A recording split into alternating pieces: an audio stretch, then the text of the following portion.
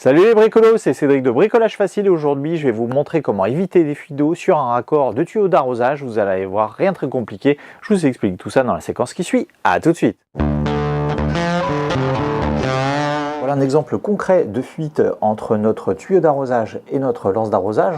On voit bien là qu'on a de l'eau qui coule, sachant que la lance est fermée. Donc bien sûr je pourrais fermer le robinet pour éviter que ça ne coule, mais dans ce cas là toute l'eau contenue dans les tuyaux va quand même ça va être perdue. Donc c'est vraiment dommage. Donc il est vraiment important d'intervenir, ça évitera d'avoir de l'eau partout, de gâcher de l'eau et de pouvoir arroser exactement ce qu'on veut arroser. Donc là dans ce cas là on voit bien qu'on a de l'eau qui coule entre la lance et le tuyau d'arrosage. Donc on a deux sources possibles de fuite. On a soit des fuites au niveau de la jonction entre le tuyau d'arrosage et le raccord lui-même, soit entre la lance et le raccord. Donc on va voir ces deux cas de figure dans la suite de la vidéo. Si on regarde de plus près, comme je vous l'ai dit tout à l'heure, on a deux sources principales de fuite. On en a une du côté tuyau et l'autre côté lance. Donc on va commencer par le côté lance.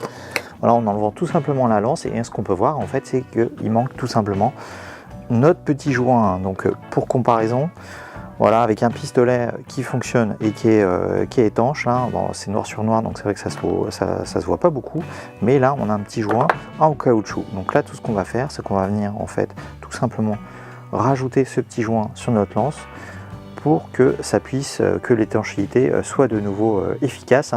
Donc si jamais ça vous intéresse et si vous n'avez pas ce type de joint, je vous mettrai comme d'habitude en description les références de ce type de joint. Donc maintenant si on regarde côté raccord, donc là ça change un peu. Donc là ce qu'on va faire, c'est qu'on va tout simplement dévisser la bague et on va vérifier que la jonction entre notre tuyau et le raccord est efficace. Donc là ce qu'on peut voir, c'est que toutes les dents sont bien présentes, donc je vais le faire tourner comme ça, donc il n'y a pas de dents cassées. Donc ça c'est déjà un bon point, parce que si jamais il y avait une dent cassée, on aurait dû tout de suite changer le raccord, puisque l'étanchéité serait pas bonne. Donc là si j'enlève le tuyau, ce qu'on peut voir, c'est que notre tuyau, vous voyez, il est pincé, puisqu'en fait ça fait certain temps qu'il est maintenu dans notre raccord, et donc du coup là il y a un risque aussi de fuite à ce niveau là, puisqu'en fait l'étanchéité n'est pas complète, puisqu'en fait le principe de ce raccord c'est de serrer le tuyau entre les petites dents et l'intérieur de notre raccord, et tout ça c'est serré par la bague de serrage qui est ici. Donc du coup si au bout d'un moment il n'y a plus assez de matière au niveau du tuyau d'arrosage, du coup l'étanchéité va pas être bonne, et du coup on va avoir ce type de fuite. Donc là comment résoudre ce problème? On va tout simplement venir découper cette partie. Découpe, moi j'ai l'habitude d'utiliser un sécateur comme ceci. Ce qui est important c'est d'avoir vraiment une coupe nette. Voilà, donc je vais réaliser la coupe à cet endroit là. Voilà, je vous ai dit que la coupe était très nette, vous voyez. Donc là elle est bien droite, il n'y a pas d'aspérité. Donc du coup je vais pouvoir insérer de nouveau mon raccord. Bien sûr il faut vérifier que la bague de couple, enfin la bague de serrage plutôt, est bien encore présente sur le tuyau. Voilà, il faut faire attention à ne pas plier les petites dents. Voilà, donc comme il est neuf c'est un peu compliqué. Voilà, donc on peut faire tourner le tuyau dans les dents. Voilà, je fais tourner mon raccord pour vérifier que toutes les dents sont bien en place, et maintenant il ne me reste plus qu'à serrer. Voilà, et c'est terminé. Une fois nos réparations effectuées, en ce qui concerne la jonction entre le tuyau et le raccord, et le joint aussi qu'on a installé sur notre lance d'arrosage pour réaliser l'étanchéité avec le raccord, vous voyez, on n'a pas du tout d'eau. Donc pourtant, le tuyau est bien sous pression. Voilà, vous avez pu voir, on n'a toujours pas d'eau, donc l'étanchéité est bien réalisée. Par contre, ce que j'ai pu voir après, c'est qu'on a encore du goutte à goutte au niveau de la lance. Donc j'ai essayé de voir si je pouvais la démonter pour changer un joint, quelque chose. Des fois ça arrive qu'il faille changer un joint. Je l'ai surtout vu sur des pistolets d'arrosage.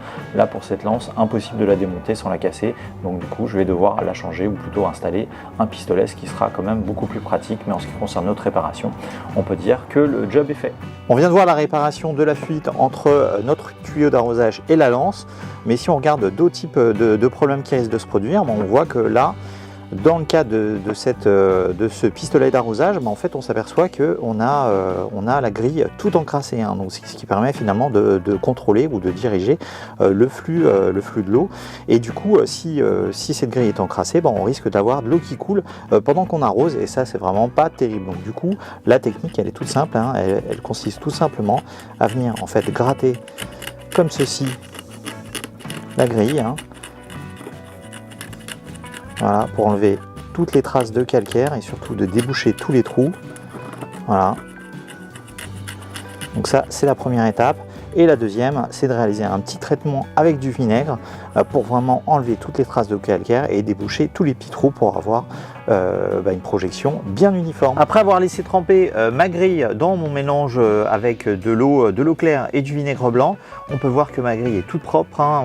On voit par transparence que tous les trous ont été débouchés. Donc maintenant, il ne me reste plus qu'à réinstaller ma grille sur mon pistolet et à faire un petit essai pour vérifier que tout fonctionne. Voyons maintenant ce que donne cette grille toute propre. On peut voir que le jet est nickel, il y a encore un peu de qui coule à ce niveau-là, hein, mais c'est parce qu'en fait, j'ai remarqué qu'on avait une petite fissure au niveau du support de la grille, rien de bien méchant en tout cas, ça ne m'empêche pas d'arroser tranquillement.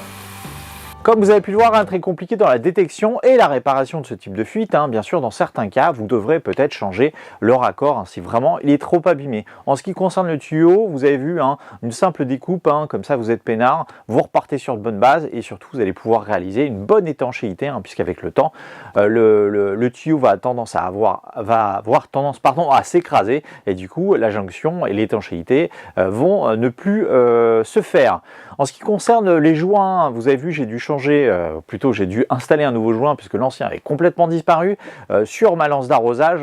Donc si vous n'avez pas ce type de joint à disposition, je vous mettrai comme d'habitude quelques références en description, comme ça vous pourrez vous équiper et vous serez tranquille pour longtemps. Voilà, cette vidéo touche désormais à sa fin, j'espère qu'elle vous aura plu. N'hésitez pas à mettre un petit pouce bleu et à vous abonner à ma chaîne si ce n'est pas déjà fait. Dans tous les cas, je vous dis à très bientôt pour une nouvelle vidéo. Salut!